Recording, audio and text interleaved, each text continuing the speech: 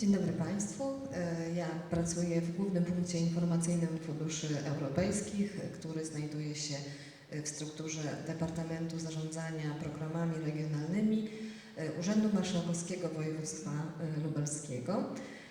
I dzisiaj powiem Państwu w skrócie na temat możliwości sfinansowania projektów innowacyjnych przez przedsiębiorców. Główny punkt informacyjny jest częścią sieci punktów informacyjnych znajdujących się w całej Polsce.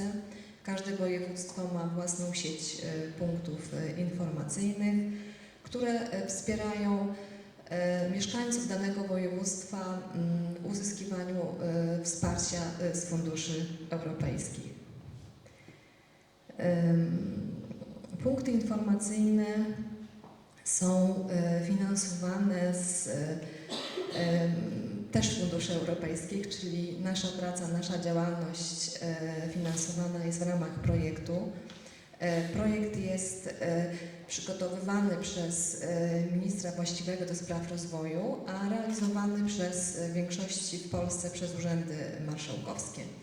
Ja często sobie tak żartuję, że jestem pracownikiem i mam dwóch szefów, marszałka i ministra, bo jestem pracownikiem Urzędu Marszałkowskiego, a wszystko, cokolwiek realizujemy w projekcie, jest uzależnione od tego, co mamy w wytycznych, standardach w projekcie dotyczącym informowania o funduszach europejskich.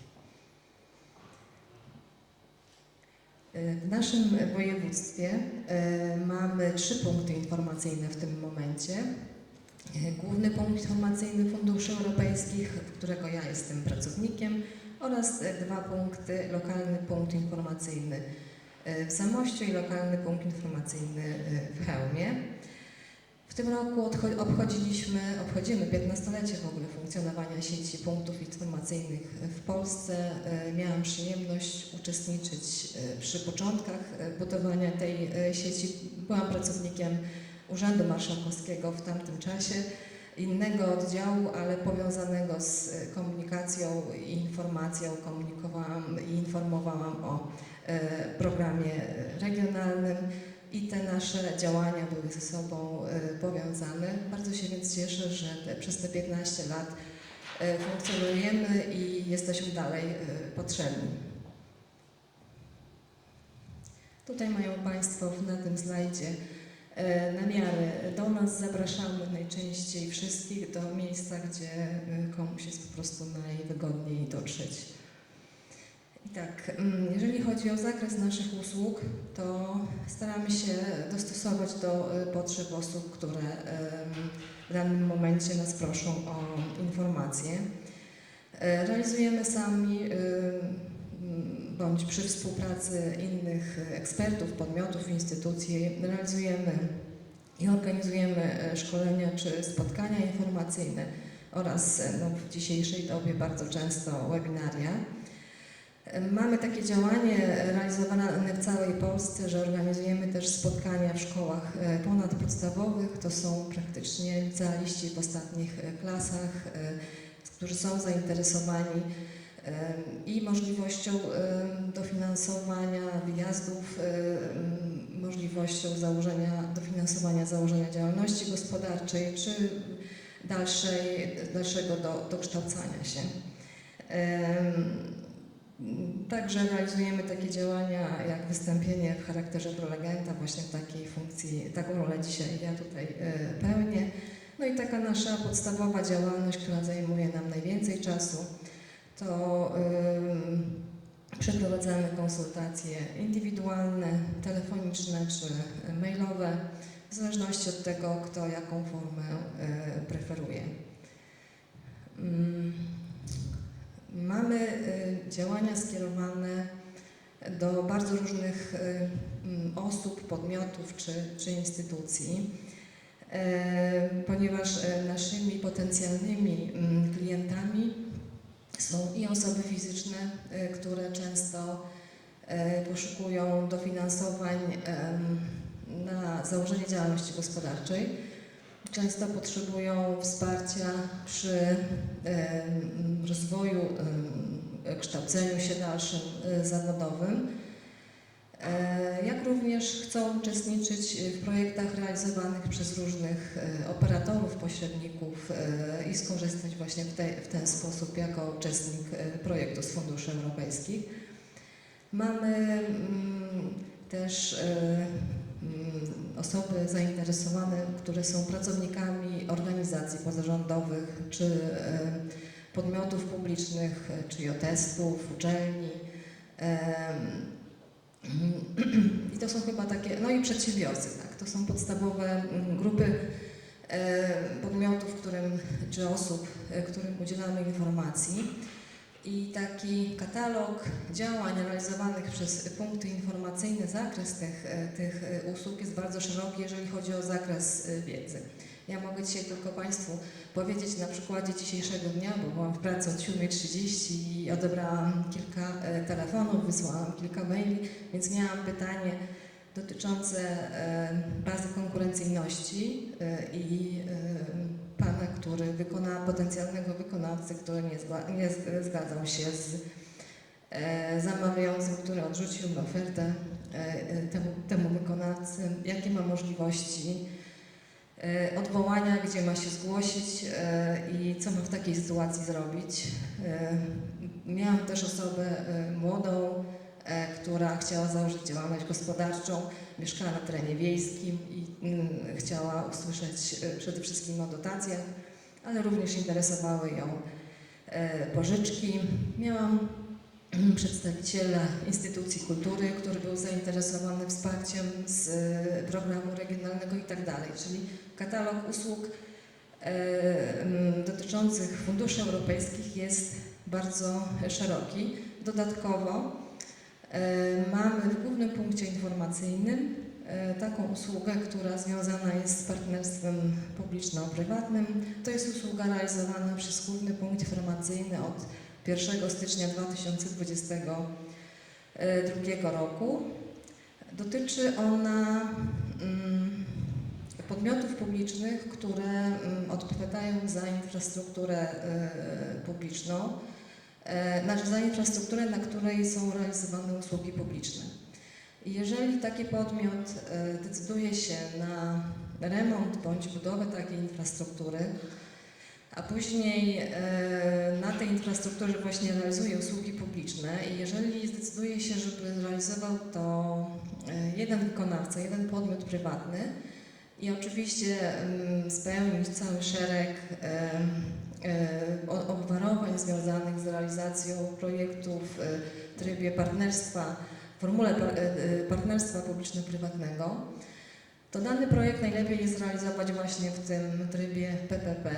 To są dosyć trudne projekty w przygotowaniu i bardzo długoterminowe, bo obejmują okres 5, 10, 15, 20-letni. Dodatkowo są projektami o dużych wartościach, chociaż nasza Polska jest krajem wielu ciekawych pomysłów i zdarzały się bardzo malutkie projekty w trybie PPP. Byłam we wrześniu na konferencji w Warszawie właśnie dotyczącej partnerstwa publiczno-prywatnego i wystąpiła taka pani ekspert z bardzo dużym doświadczeniem i mówiła, że no jeździła już po całym świecie i dużo widziała projektów PPP i bardzo ogromnych, a u nas w Polsce, jak spotkała się z projektem za 50 000 polskich złotych, to była po prostu bardzo zdumiona, że taki projekt w takim trybie można było zrealizować, więc u nas właściwie kreatywność i pomysłowość nie zna granic, nawet w takiej dziedzinie jak PPP. Zachęcamy wszystkich do skorzystania z naszych usług, jeżeli chodzi o to partnerstwo publiczno-prywatne, ponieważ nasze województwo, można mówić, że tak trochę kuleje w tej dziedzinie. W innych województwach tych projektów realizowanych w trybie PPP jest dużo więcej, a my mamy jeszcze dużo do zrobienia w tej dziedzinie. I w naszym głównym punkcie informacyjnym jest 2 konsultantów zajmujących się też partnerstwem publiczno-prywatnym. Ja zajmuję się PPP i kolega Krzysztof Prybuła. Także ktoś był zainteresowany, to zapraszam serdecznie. Jeżeli chodzi o fundusze europejskie, jak zaczynamy rozmawiać z przedsiębiorcami, to wcale się nie dziwię, że orientacja w tym, gdzie jakie programy i na jakich zasadach jest trudna, bo to jest kilka etapów. Przedsiębiorca jest osobą, która najczęściej ma bardzo mało czasu i bardzo ceni swój czas. W związku z tym my pomagamy dotrzeć czyli konsultanci z punktów informacyjnych, najczęściej pomagamy w dotarciu od pomysłu do właściwego miejsca, gdzie można uzyskać więcej informacji na temat tego, jak ten pomysł zrealizować i zasad realizacji tego pomysłu, czyli najczęściej do instytucji ogłaszającej nabór danego planowanego przez przedsiębiorcę przedsięwzięcia, tak jak każdego innego potencjalnego beneficjenta. I tutaj mają Państwo taki slajd, gdzie jest taka strona, my ją nazywamy strona matka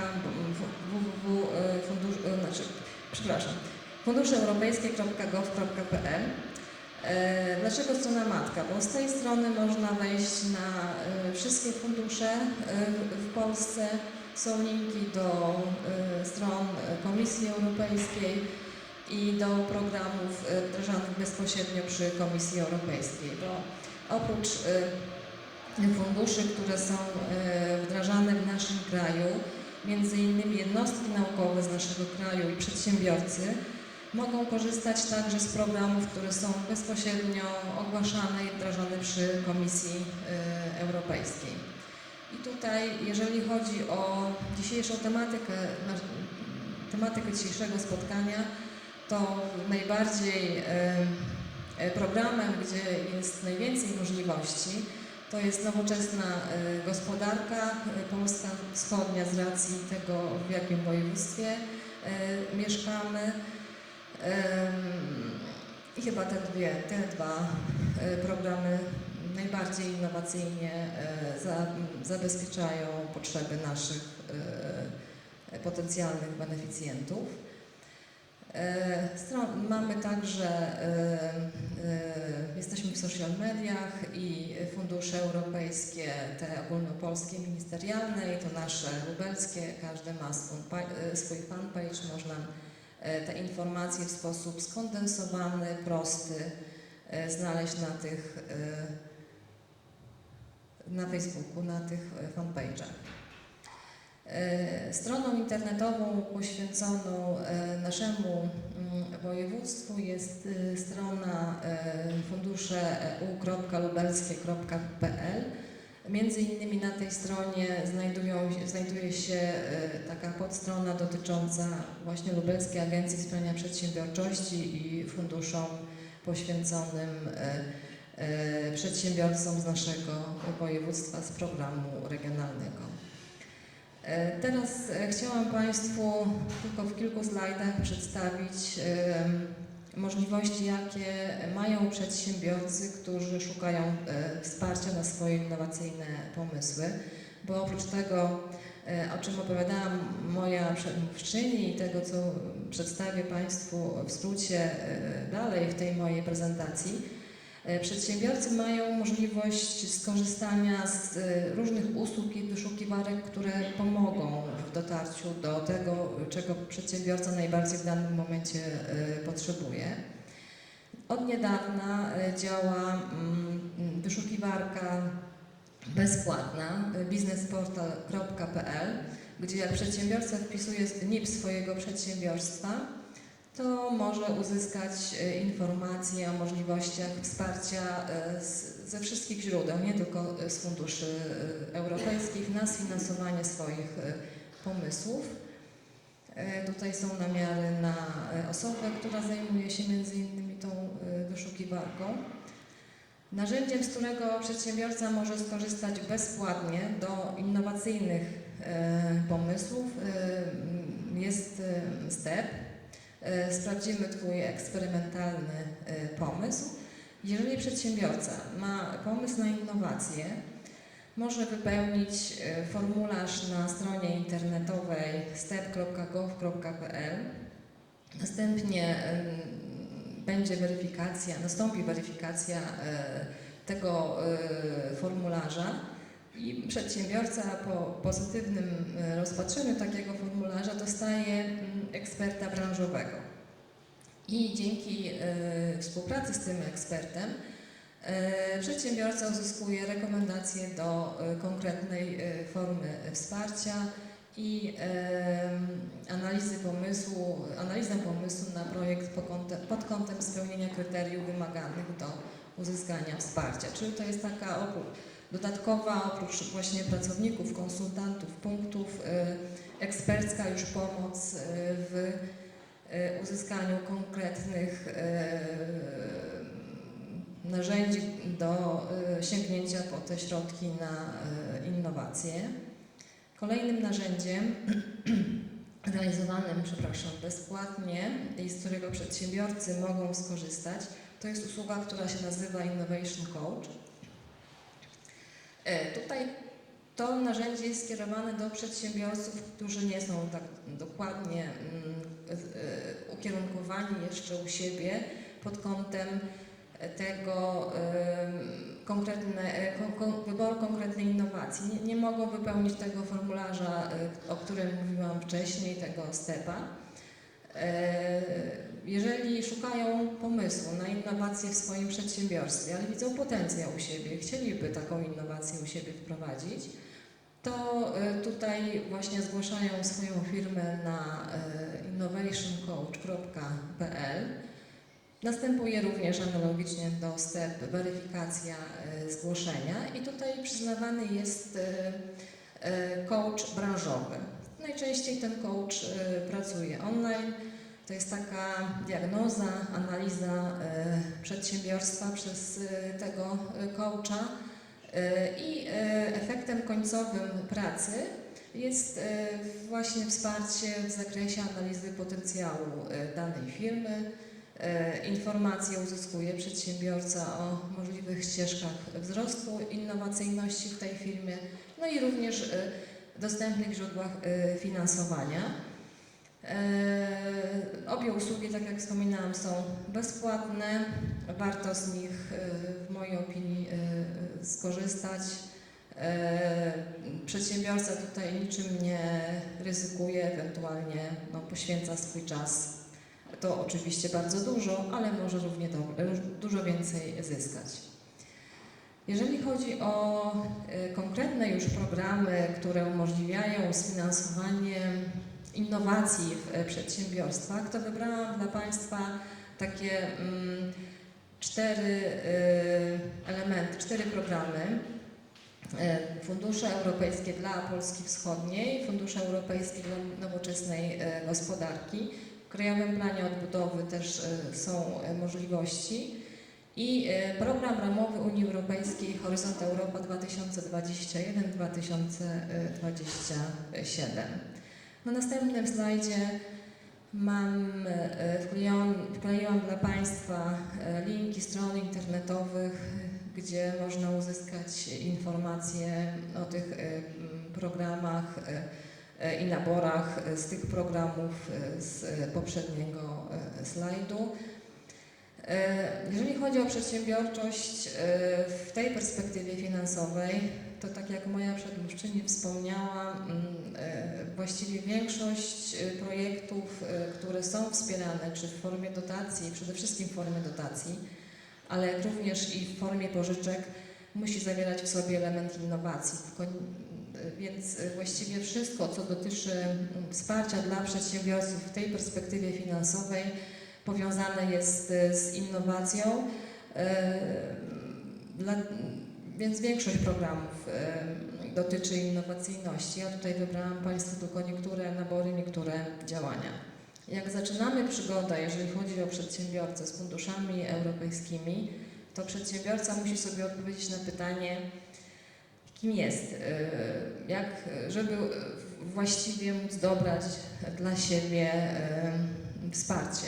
No i albo mamy mikro, małe albo średnie przedsiębiorstwo. W tej perspektywie finansowej wprowadzono jeszcze dwie kategorie, small mid cap i mid cap, po to, aby rozszerzyć katalog potencjalnych beneficjentów, przedsiębiorców, którzy mogliby uzyskać wsparcie, gdyż część przedsiębiorców nie mieściła się w żadnej z kategorii wcześniejszych, ale tam jeszcze oczywiście duże przedsiębiorstwa też są.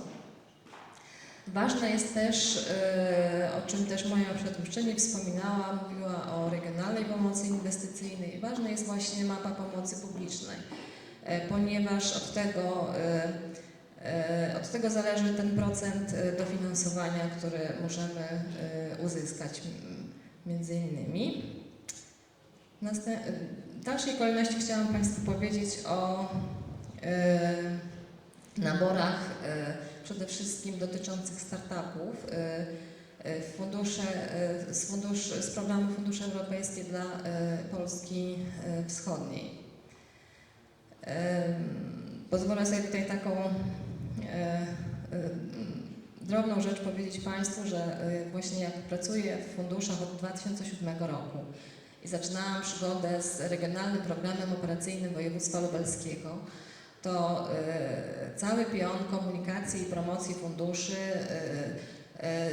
walczył i zajmował się tym, żeby te fundusze europejskie nazywały się w sposób przystępniejszy dla potencjalnego odbiorcy, bo i tak dokumenty naborowe, regulaminy są skomplikowane, trudne. No wiadomo, że samo prawo jest dla potocznego użytkownika trudne, ale tak, żeby to komunikowanie przynajmniej było jakieś takie przyjemniejsze w odbiorze. No i właśnie doczekaliśmy się w tej perspektywie i teraz te nasze programy są ponazywane już nie program operacyjny, tylko właśnie fundusze i jest drugi składnik, tutaj Polska Wschodnia, która już sama nazwa wskazuje, czego dotyczy dany program.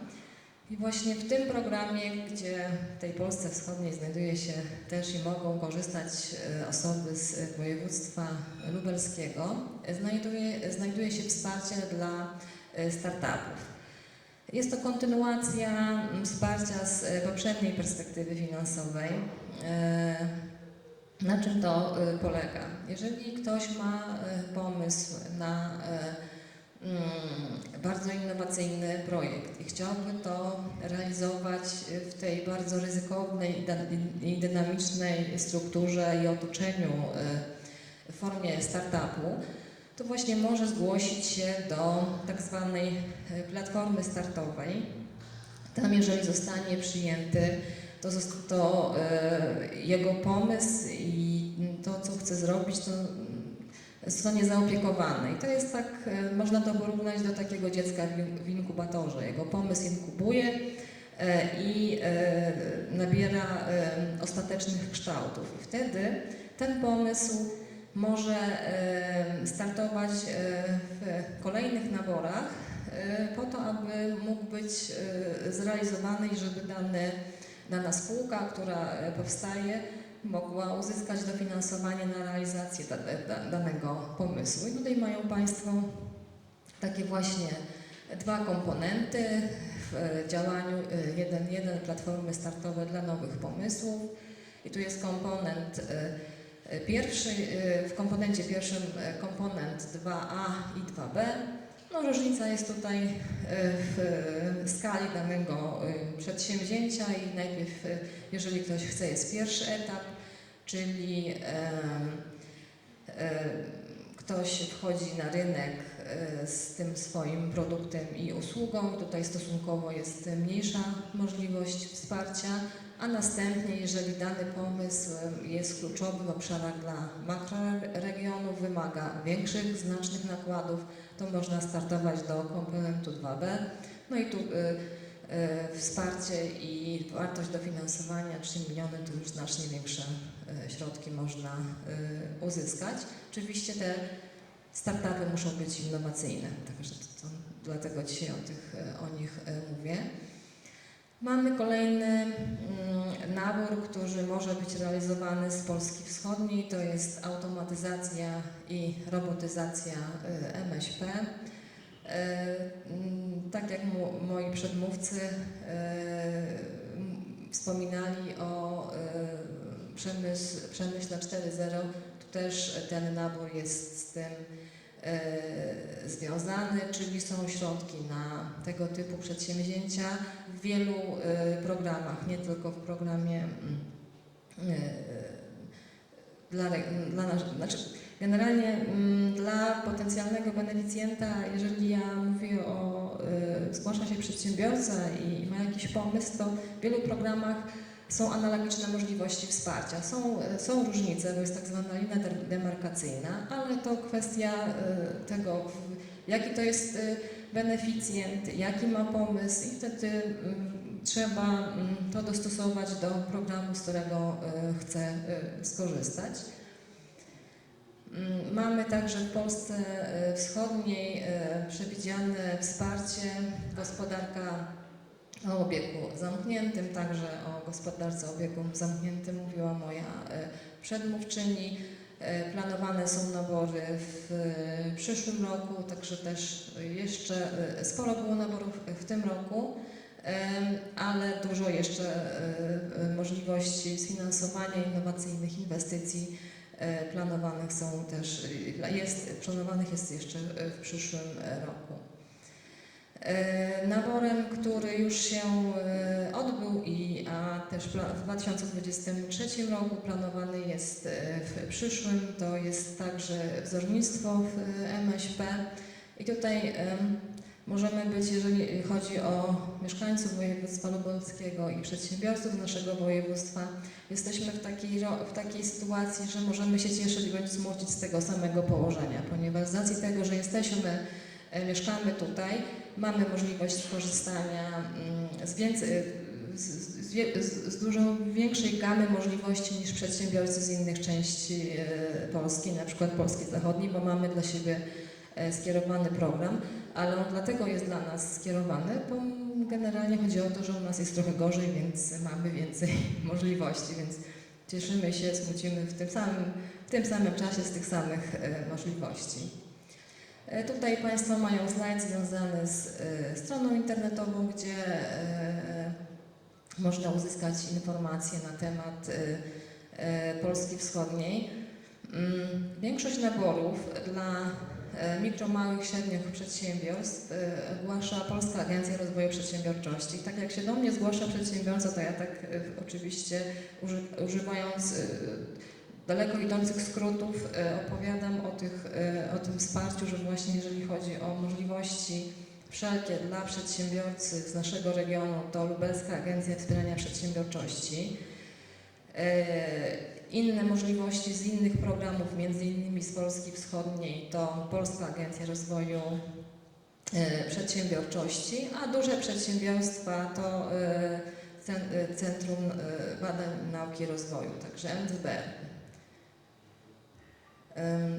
Kolejny program, taki największy program, który dotyczy badań i wdrożenia badań naukowych, to są fundusze europejskie dla nowoczesnej gospodarki. Jak słuchałam pierwszych wypowiedzi związanych z tym programem, to one z tych wypowiedzi, jak Polska przygotowywała ten program i opowiadała o tym, przedstawiciele, którzy brali udział w przygotowywaniu tego programu, mówili, że to właściwie cały program jest stworzony po to, aby nasi przedsiębiorcy z takiej ziemskiej perspektywy przeskoczyli właściwie w perspektywę kosmiczną. Czyli to jest cały program poświęcony po to, żeby ta innowacja, bardzo głęboka innowacja, właśnie oparta na badaniach naukowych, została u nas wdrożona w naszych przedsiębiorstwach. I tutaj takim podstawowym priorytetem i działaniem to jest ta ścieżka SMART. To są nabory, które Są organizowane przez park cyklicznie, kilka się już odbyło, planowane są następne. Niektóre są dedykowane, na przykład był nabór niedawno zakończony, dedykowany dostępności, a niektóre ogólnie dotyczą po prostu całości pomysłów danego przedsięwzięcia. To jest troszeczkę inaczej skonstruowany projekt niż w innych programach, bo to jest tak zwana konstrukcja modułowa, czyli projekt może składać się z kilku modułów i te moduły wybiera sobie sam przedsiębiorca. Jest tylko haczyk jeden, że w każdym projekcie musi być komponent, taki moduł obligatoryjny albo moduł związany z pracami B+R, albo moduł wdrożenia innowacji. No oczywiście beneficjent może wybrać 2 obowiązkowe moduły. Do tych modułów może dobrać sobie inne komponenty i nie muszą, nawet te komponenty nie muszą być związane z tym obowiązkowym albo z tym obowiązkowym modułem, ale obowiązkowy moduł musi przedsiębiorca u siebie w tym projekcie zawrzeć i tutaj mają Państwo pozostałe możliwości związane z poszczególnymi modułami, czyli to jest takie podanie ręki dla przedsiębiorcy, żeby on konstruował swój projekt bardzo dostosowany do swoich potrzeb w przedsiębiorstwie, a jednocześnie motywujący go do tego, żeby spełnić cel tego programu, czyli właśnie ta kosmiczna technologia praktycznie w naszych przedsiębiorstwach. Tutaj na tym slajdzie mają Państwo informacje o kolejnych naborach związanych ze Smartem i potencjalnymi beneficjentami, bo czasem przedsiębiorstwa, czasem konsorcja przedsiębiorców. Tak jak wspominałam, jeżeli chodzi o duże przedsiębiorstwa, to Narodowe Centrum Badań i Rozwoju także trzeba śledzić tam też informacje o poszczególnych naborach. Także chciałam Państwu dzisiaj chwilę powiedzieć na temat priorytetu drugiego z tego programu Fundusze Europejskie dla Nowoczesnej Gospodarki, środowisko przyjazne innowacjom, ponieważ tutaj można znaleźć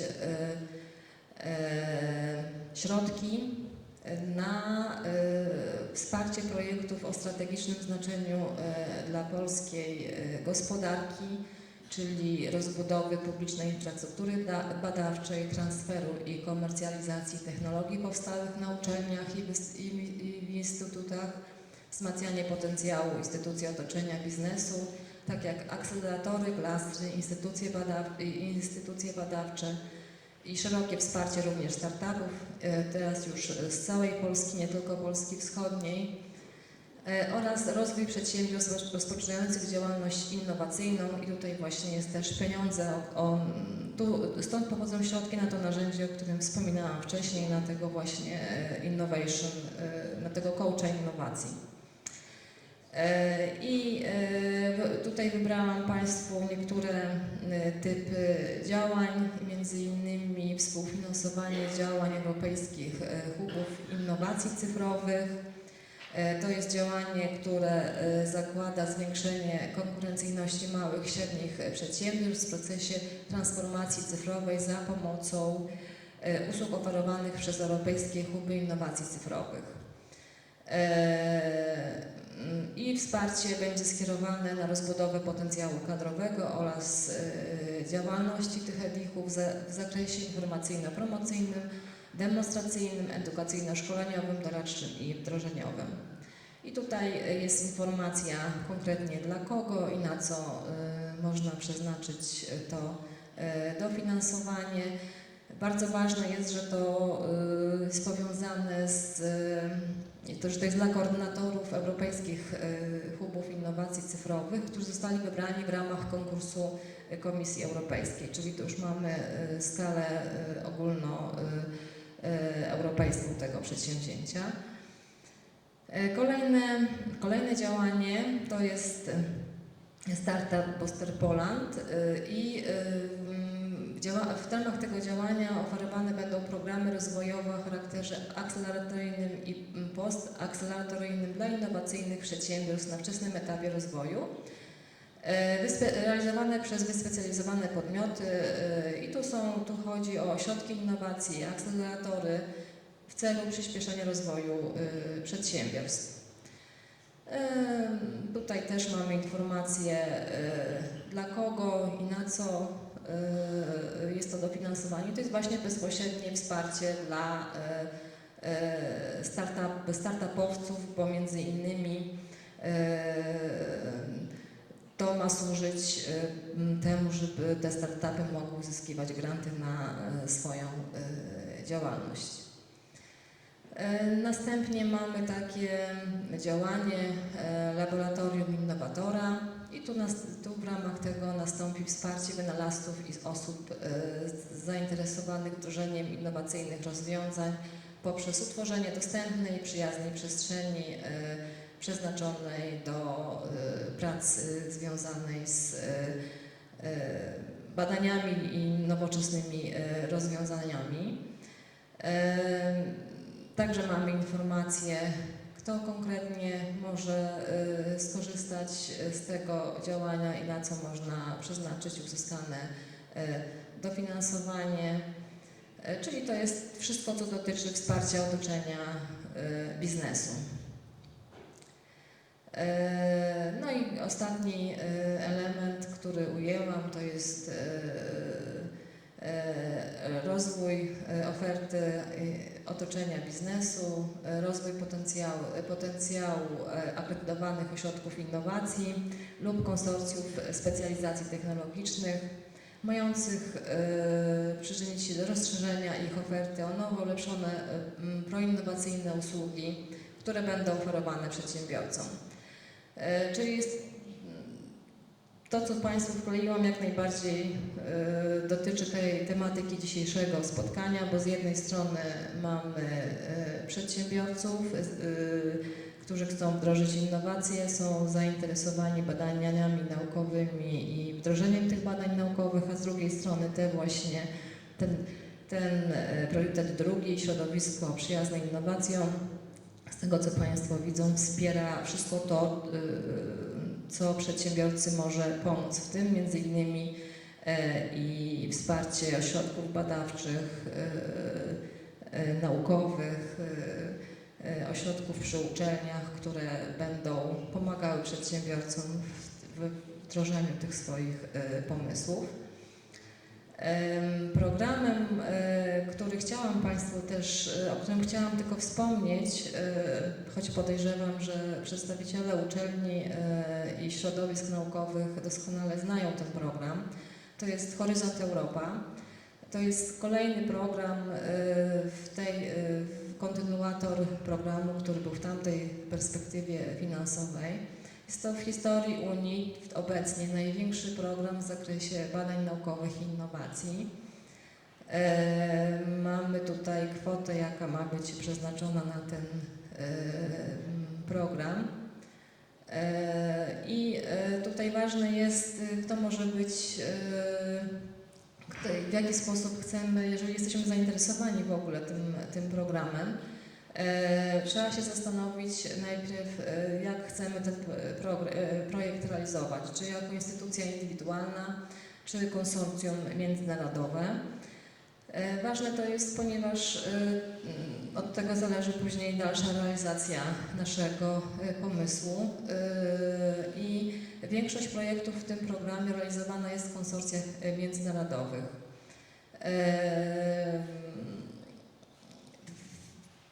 Miejscem, które pomaga i w znalezieniu tych partnerów międzynarodowych i w ogóle w próbie aplikowania i wypełniania wniosków do tego programu jest Narodowe Centrum Badań i Rozwoju i to jest punkt kontaktowy programów badawczych Unii Europejskiej. Jest strona internetowa, z taką taką zakładką dla początkujących, dla osób, które chciałyby poczytać, jak po kolei startować i w jaki sposób, czy ten program jest w ogóle dla tego pomysłu, który siedzi w głowie, to warto czy zadzwonić, czy właśnie poczytać dla początkujących na tej stronie internetowej. I dla kogo tutaj ten program jest i dla przedsiębiorców, i dla uczelni, instytucji publicznych, także jak najbardziej wszyscy, którzy dzisiaj są zainteresowani tym spotkaniem, są potencjalnym beneficjentem tego programu. Ostatni element to jedno z działań z krajowego, z KPO i tutaj mają Państwo informacje o inwestycjach wspierających robotyzację i cyfryzację w przedsiębiorstwach. Tutaj podmiotem, ważną informacją jest to, żeby znaleźć podmiot, który będzie się zajmował danym naborem. KPO jest dosyć programem, który jest bardzo rozrzucony, jeżeli chodzi o instytucje, czy podmioty, czy urzędy, które będą zajmowały się poszczególnymi komponentami tego programu. I tutaj mamy akurat Ministerstwo Aktywów Państwowych do tego działania. Na samym końcu wkleiłam Państwu slajd związany z naszym programem regionalnym po to, żeby Państwa zachęcić do korzystania z tej strony. Tutaj też znajdują się namiary do naszych punktów informacyjnych z naszego województwa. Jest też zakładka związana z Lubelską Agencją Wspierania Przedsiębiorczości. Można tutaj zapisać się do newslettera, zaznaczyć interesujące Państwa informacje i żeby przychodziły na adres mailowy. Można również zapisać się na szkolenia czy webinaria, które oczywiście są bezpłatne. Bardzo często organizujemy my w punkcie informacyjnym webinaria bardzo różnie tematycznie zróżnicowane, ponieważ tak jak wspominałam na początku, zakres informacyjny, merytoryczny mamy bardzo szeroki i tą tematykę też mamy podzieloną tych webinariów. Też na tej stronie znajdują się webinaria realizowane m.in. przez Lubelską Agencję Wspierania Przedsiębiorczości skierowane do swoich potencjalnych beneficjentów czy beneficjentów tego programu. Tutaj na ostatnim slajdzie mają Państwo informacje, jak trafić do mnie i do głównego punktu informacyjnego. Dodatkowo rozłożyłam materiały tam, gdzie się Państwo rejestrowali. Tam są też materiały, wizytówki do mnie, do punktu kontaktowego i materiały informacyjne. Jeżeli ktoś jest zainteresowany, to bardzo proszę się poczęstować. I w takim skrócie na zakończenie chciałam Państwu podziękować za uwagę, za cierpliwość i wytrwałość na dzisiejszym spotkaniu, ponieważ byłam ostatnim prelegentem i naprawdę jestem pełna podziwu, że Państwo do tej pory chcieli mnie jeszcze słuchać. Także dziękuję bardzo.